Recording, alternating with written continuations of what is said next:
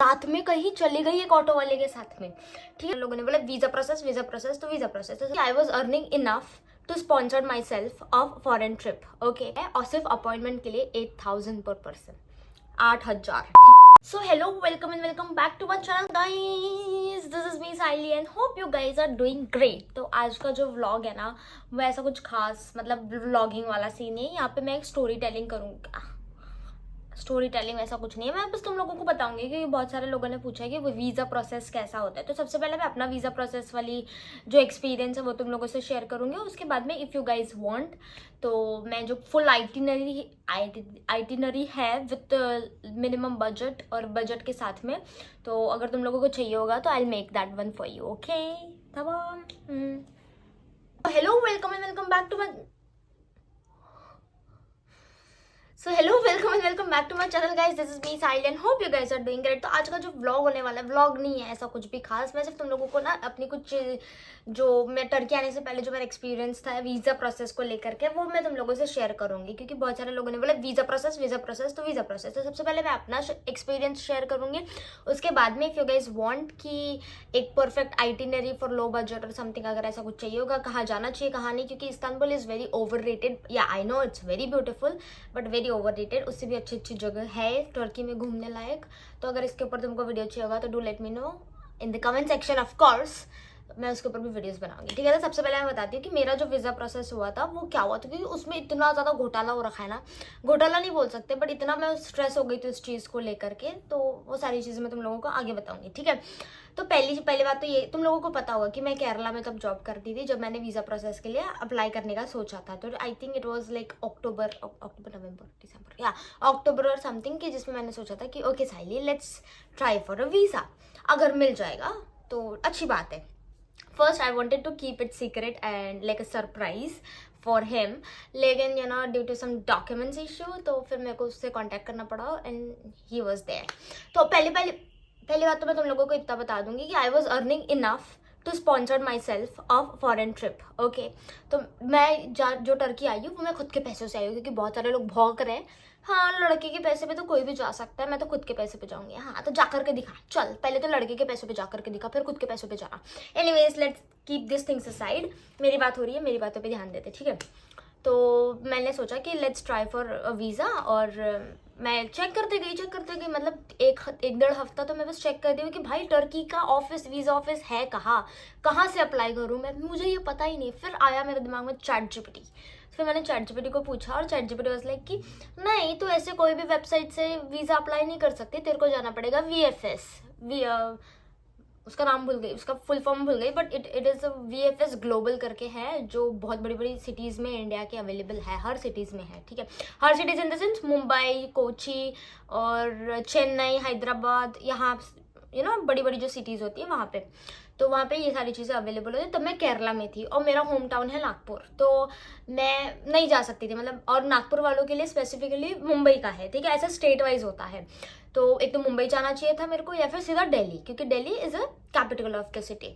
तो मैं बोली भाई मैं मतलब मेरे पास में एक दिन का ऑफ मिलता है, मैं एक दिन के अंदर अंदर तो मुंबई जाकर के वापस नहीं आ सकती हूँ। तो मैंने फिर से चैट जीपीटी किया, तो चैट जीपीटी वाज लाइक कि गर्ल तू केरला में है, केरला में जॉब कर रही है, take your document and go there, मतलब तेरा जो सैलरी स्लिप होता है या NOC वगैरह होता है वो लेकर के जा, और उनको बता कि तू भाई नहीं आ सकती करके, मुंबई नहीं जा सकती। तो मैं बोली हाँ ठीक है। फिर मैंने VFS ग्लोबल की वेबसाइट खोली, और वहाँ पे सबसे पहले होता है टर्की के वीज़े के लिए तुमको ऑनलाइन अपॉइंटमेंट लेनी पड़ती है VFS ग्लोबल के थ्रू, ठीक है। और उसमें तुमको फीस देनी पड़ती है, और सिर्फ अपॉइंटमेंट के लिए 8,000 पर पर्सन, 8,000, ठीक है, पर पर्सन तुमको देना पड़ता है। इतना मैंने पे किया है, ठीक है। अभी रिसेंट का अगर तुमको चाहिए होगा तो मैं रिसेंट का बता दूंगी। आई डोंट थिंक वो प्राइस वगैरह कुछ चेंज करते होंगे, but I don't know, I just check first then I tell you. मैंने जितना पे किया मैं उतना बता रही हूँ।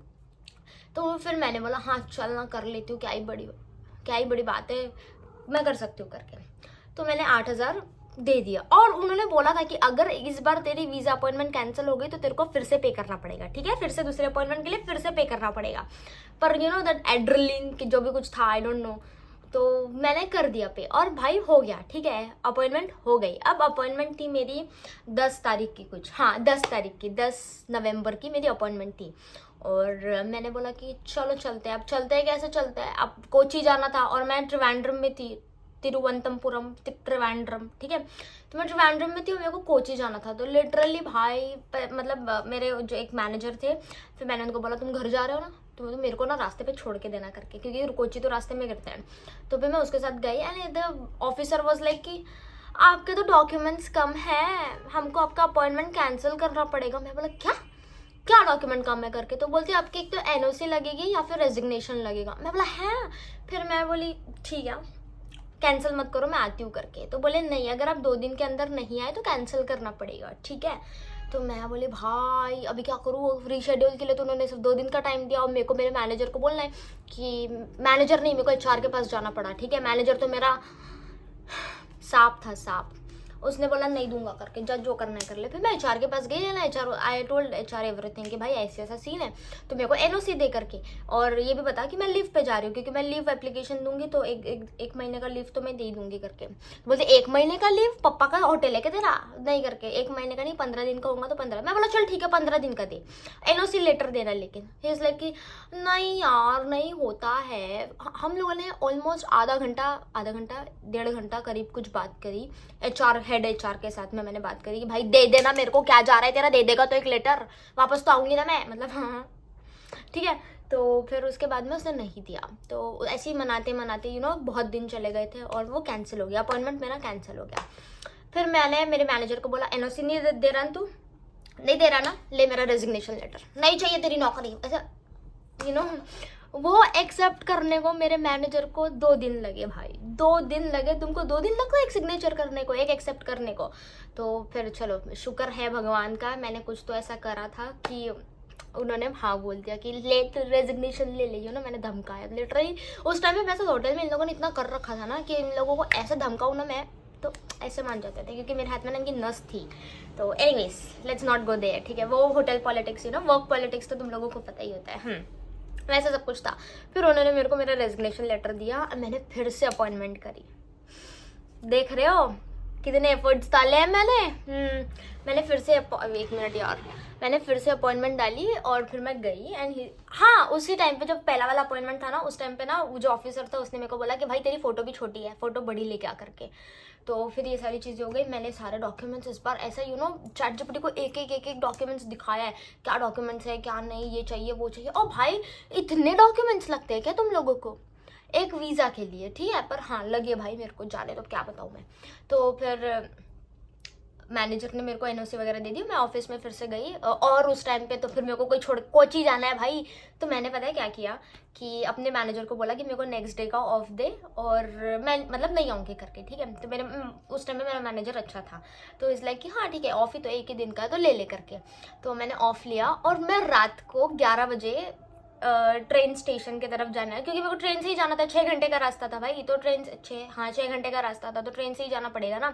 और मेरी 12 बजे की ट्रेन थी और मैं घर से 11 बजे निकली थी, क्योंकि ड्यूटी वूटी ख़त्म करके निकलना पड़ता है। तो निकली थी और रास्ते पे मेरे मैनेजर वो जा रहा घर पे, मैं पहले ही निकल गई, मैं 10:30 बजे कुछ निकल गई थी। मैं फट से तैयार हो गई और मैं ट्रेन की तरफ जाने को निकल गई। मेरे मैनेजर ने मेरे को 11:30 बजे के करीब रास्ते में देखा और वो सोच में गिर गया, भाई अकोमोडेशन से बाहर लड़कियां जा नहीं सकती 11 बजे के बाद में, ये बंदी कैसी गई, ठीक है। मैं समझ में नहीं आ रहा। उसको डाउट आ गया कि भाई ये जा कहाँ रही, इतने रात को किसके साथ जा रही। फिर उसको दिखा कि मैं ऑटो में बैठी हूँ कर, क्योंकि मैंने दोपहर में एक ऑटो वाले को बोला था कि भैया मैं आपको कॉल करूँगी, आप मेरे को रात को लेने को आना और स्टेशन पे छोड़ देना करके। तो हिज लाइक कि हाँ ठीक है। और मैं बता रही हूँ भाई ट्रिवेंद्रम कितना एक्सपेंसिव है, ठीक है। तो मैंने उनको बोला कि छोड़ देना करके, बोलते हाँ ठीक है। मैंने उसको कॉल किया, वो मेरा मैनेजर देख रहा है दूर से खड़े, मेरे को नहीं दिखा, ठीक है, लिटरली मेरे को नहीं दिखा। मेरा मैनेजर देख रहा है, मैं उसको भैया आप कहाँ हो करके, तो वो बोलते मैं आ रहा हूँ करके। 2 मिनट में वो भैया आ गया, ठीक है, क्योंकि वो घर के मेरा अकोमोडेशन के पास कहीं रहता होगा, आई डोंट नो वाई, मेरे को क्या करना है जान करके। तो वो आया, मैं उसका ऑटो में बैठी और मैं जा रही हूँ, ठीक है। अब मैं गई, मैं मेरा सब जो वीज़ा वगैरह है, मतलब मेरे को कितने 6 घंटे तो जाने को लगेंगे ना। अब मेरा मैनेजर सोच रहा होगा भाई ये बंदी गई कहाँ, इसने मेरे को दूसरे दिन की छुट्टी मांगी और ये रात में कहीं चली गई एक ऑटो वाले के साथ में, ठीक है। उसने वो थैंकफुली उसने पूरे होटल में जाकर के ये बात नहीं बताई कि रात में वो साइली किसी ऑटो वाले के साथ में चली गई करके। उसने मेरी जो बेस्ट फ्रेंड है उस होटल में, जो मेरी बेस्ट फ्रेंड थी नहीं अभी भी है, तो उसको पूछा कि तेरी दोस्त रात को गई कहाँ। तो उसने बोला कि देखो मैं बताऊंगी लेकिन जब तक कि साइली नहीं आती ना, वो साइली खुद आकर के बताएंगे कि वो, उसने पहले ही बोला है कि वो किसी को नहीं बताना चाहती। उसने सिर्फ मेरे को और एक दूसरी मेरी फ्रेंड थी, हम दोनों को ही बताया करके, और किसी को नहीं बताया वो कहाँ गई है। तो जब वो आएगी वो तुमको खुद से बता देंगी करके। तो मेरा मैनेजर को डाउट आ गया कि भाई ये रात को गई है, कहीं तो भी गई है, कुछ तो सीन हो गया करके। फिर मेरा वीज़ा का प्रोसेस हो गया, मतलब मैं गई और उन्होंने, मैं कितने बजे, मैं 8 बजे पहुंच गई थी, ठीक है। मतलब बराबर मेरा 8 बजे का अपॉइंटमेंट था, मैं 8 बजे पहुंच गई वहाँ पर। और 8 बजे पहुंचने के बाद में उन्होंने मेरे को डॉक्यूमेंट्स मांगे और फिर मैंने उनको दे दिए। फिर उन्होंने एक एक डॉक्यूमेंट्स चेक किया, लिटरली एक एक डॉक्यूमेंट्स चेक करने को उनको 1 घंटा लगा है, ठीक है।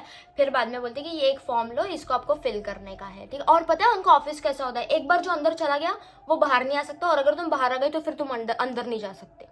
ऐसा वाला ऑफिस है उन लोगों का, इतना खतरनाक हो। तुमको सुसु बिसु कुछ भी आएंगी, डजंट मैटर, प्यास लगेंगी, कुछ नहीं। अगर तुम्हारी बॉटल है तो ठीक है, नहीं है तो फिर जयराम जी की।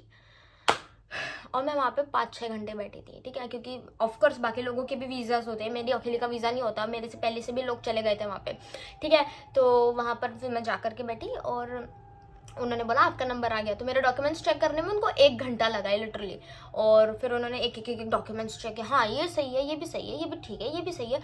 फिर एक डॉक्यूमेंट आया मेरा बैंक स्टेटमेंट का, ठीक है, हाँ भाई बैंक स्टेटमेंट भी चाहिए होता है। फिर मैं बोली भाई यहाँ गड़बड़ी ना हो जाए बस, क्योंकि बैंक क्या होता है, तुम खर्चा, मेरा कोई ऐसा अलग से अकाउंट नहीं था, मैंने जिस अकाउंट में मेरी सेविंग्स है मैंने उसी अकाउंट को दिया था वहाँ पे। तो वहाँ पे बहुत सारे ऐसे ट्रांजेक्शन दिखे, आना जाना चालू हुआ, फिर लास्ट में एक जो अमाउंट था वो अमाउंट था। तो वो एकदम से एक एक ट्रांजेक्शन देख रही है मेरा, क्या इसने कहाँ क्या खर्चा किया, कौन सी दुकान में कितना खर्चा किया, ये सारा चीज़ें देखा उसने मेरा, ठीक है। औरत थी ऑफकोर्स, तो उसने देखा और फिर बाद में बोला हाँ ठीक है नॉर्मल है। मैं बोली थैंक, मेरे ऐसे जान में जान आई है ना। फिर उसने बोला कि आपको ये फॉर्म भरना है, तो वो फॉर्म मेरे को समझा भी नहीं कैसे भरूँ मैं, वो बताती भी नहीं है वो लोग लिटरली, ठीक है, वो बताएंगे नहीं तुम लोगों को, खुद से फिगर आउट करो। और मेरे फोन में भी चार्जिंग नहीं थी कि मैं ऐसा कुछ सर्च करूँ कि कुछ करके, क्योंकि 6 घंटा मैं ट्रेन में क्या करूँगी, रील स्क्रॉल करूँगी ना। तो मैं ऐसे बैठी थी वहाँ पे और फिर मैंने करा, ठीक है। मैंने उनको पूछा, एक एक चीज़ें पूछ रही थी, एक एक चीज़ें कर रही थी, थोड़ा गुस्सा हो जाता है लेकिन तो अब दूसरा कोई ऑप्शन नहीं है, करना पड़ता है। करा मैंने और फिर बाद में मैंने सबमिट करा उसको, और वो बोलती ठीक है अभी आपको कैश देना पड़ेगा। मैं बोली कितना कैश देना है, वो बोलती 11,500, और मेरे पास में सिर्फ 11,000 थे कैश। हाँ मैं कैश लेके गई थी, ठीक है, मैंने बोला ना मेरे पास पैसे थे, मैं खुद के पैसे से लेके गई हूँ, तो मेरे पास पैसे थे, पर 11,000 थे सिर्फ, 500 नहीं थे। और मैं बाहर नहीं जा सकती थी कि मैं ATM से निकालूँ कुछ करूँ। तो मैं बोली 500 ही है, 500 नहीं है करके मेरे पास में। तो वो बोलती नहीं है 500 तो आपको देना ही पड़ेगा ना, मतलब 11,500 ये उनकी सर्विस चार्ज होती है भाई, अपॉइंटमेंट का पैसा अलग से और उनकी सर्विस चार्जेस अलग से होते हैं, ठीक है। फिर मैं क्या करूँ करके, वहाँ पे एक आदमी था, मैंने उसको बोला आपके पास में 500 एक्स्ट्रा है क्या। तो बोलते हाँ है। तो मैं आपको गूगल पे करती हूँ, आप मेरे को 500 दे दो करके। तो उन्होंने बोला हाँ ठीक है कोई दिक्कत नहीं करके। तो मैंने उनको गूगल पे किया और उन्होंने मेरे को 500, भाई भगवान आदमी था, उसने मान ली, वरना कोई ऐसे किसी को पैसे नहीं देता, भगवान आदमी था वो, ठीक है, भगवान धन्यवाद। तो उसने मेरे को पैसे दिए, मैंने वो फिल वगैरह किया, मैं उसने बोला कि हाँ, थप्पा मारा, मेरा पासपोर्ट ले लिया, मेरा सब कुछ ले लिया। मैं बोली भाई पासपोर्ट मिलेगा ना वापस, वैलिड लेजिट तो है ना। बोलते हाँ भाई लेजिट है, ठीक है। तो फिर मैं चली गई, मैंने खाना वाना खाया और मैं फिर से ट्रेन में बैठी और मैं ट्रेन से घर जाने को निकली।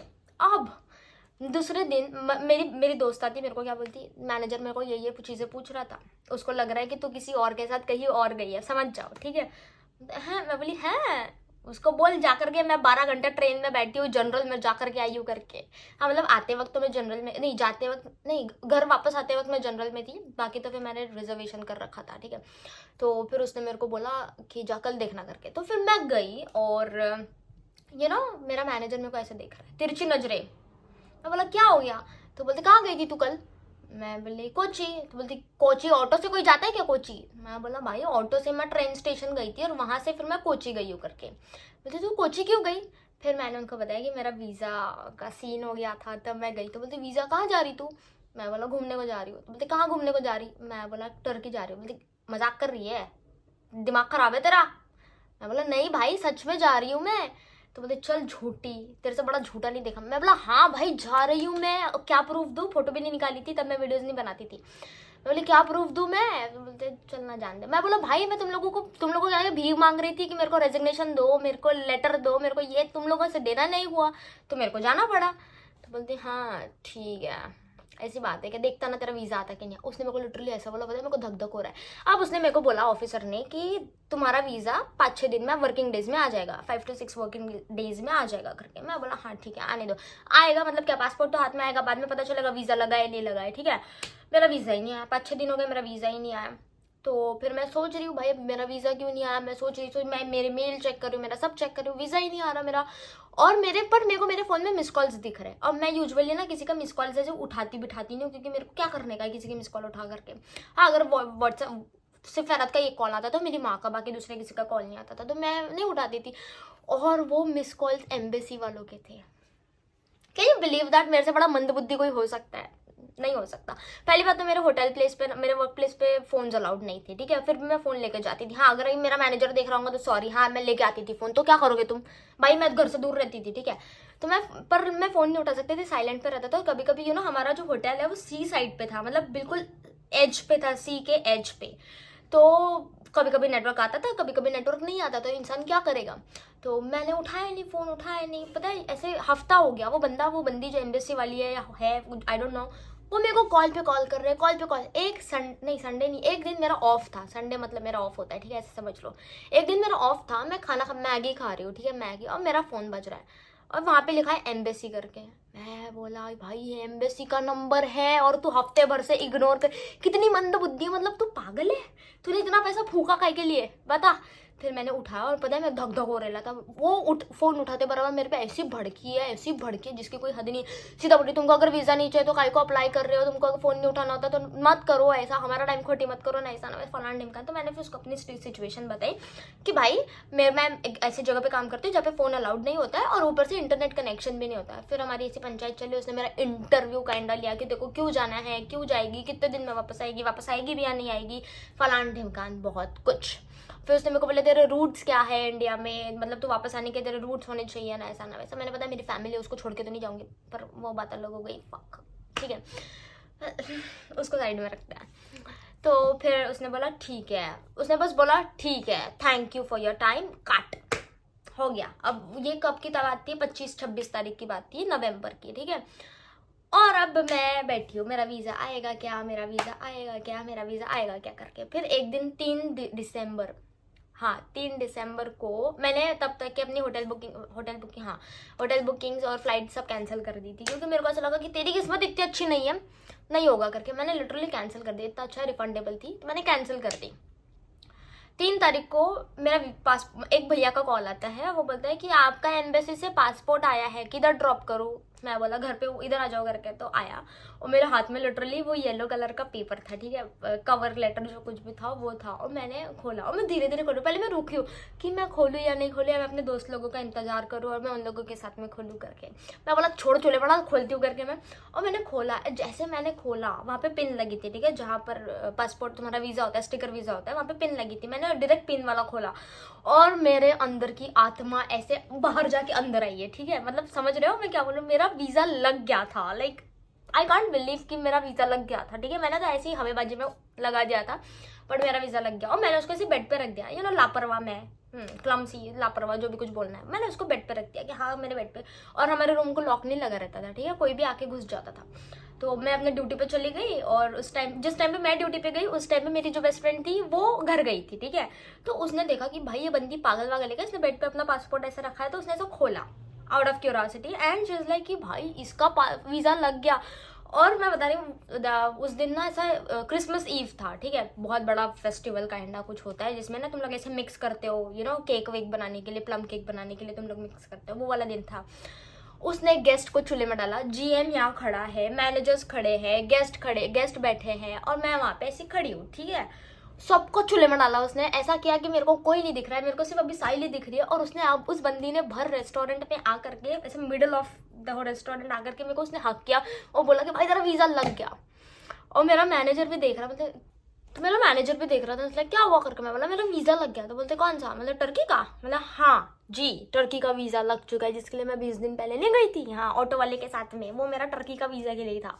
तो ये सारी चीज़ें हो गई एंड देन एवरीबडी कॉन्ग्रेचुलेट मी। और पता है मैं इतनी एक्साइट हो गई थी उस टाइम पे कि पता है वहाँ पे कम से कम 500-600 गेस्ट थे, उन लोगों के सामने मैंने कॉकटेल गिरा दिया, कॉकटेल गिरा दिया। GM भी खड़ा था भाई, GM is very big guy, like बड़ा आदमी होता है, उसके सामने तो मैं ऐसे गंदी गंदी हरकतें करूँगी, ऐसे गिरा पिरा दूंगे, इट्स नॉट गुड। बट मैं तो वैसे भी रेजिग्नेशन पे थी, 3-4 दिन बाद में मेरा रेजिग्नेशन रिज़ाइन भी ये था, डे था। तो मैं बोला क्या कर लेगा तू, कुछ नहीं, ठीक है।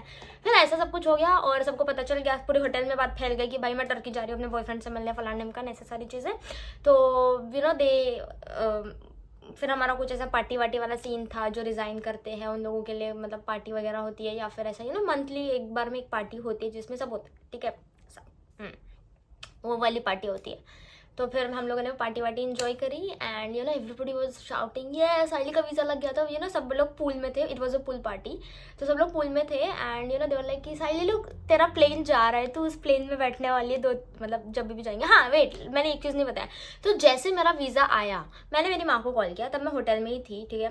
मतलब होटल में जाने के बाद में मैंने मेरी माँ को कॉल किया, मैंने बोला मेरा वीज़ा तो आ गया, अब मैंने तो सारी चीज़ें कैंसिल कर दी, मैं क्या करूँ? तो मेरी मम्मी बोलती है मेरे को क्या बता रही है, तूने कैंसिल किया। मैं बोला मैं अभी क्या करूँ? तो बोलते रुक जा, मैं तेरे लिए टिकट बुक कर देती हूँ, क्योंकि पता है मेरे को ना टिकट विकेट बुक करने में थोड़ा सा डर लगता है, क्योंकि अगर कुछ हाँ वीज़ा डालने को मेरे को डर नहीं लगा, टिकट बुक करने को मेरे को डर लगता है, ठीक है। तो मेरी मम्मी बोलती है रुक जा, तेरी टिकट कर देती हूँ। और उस टाइम पे मेरी मम्मी ने आई थिंक 15 मिनट में मेरी टिकट बुक कर दी थी एंड आई वाज लाइक ये मेरी टिकट भी आ गई है। 17 तारीख की मेरी टिकट थी रात की।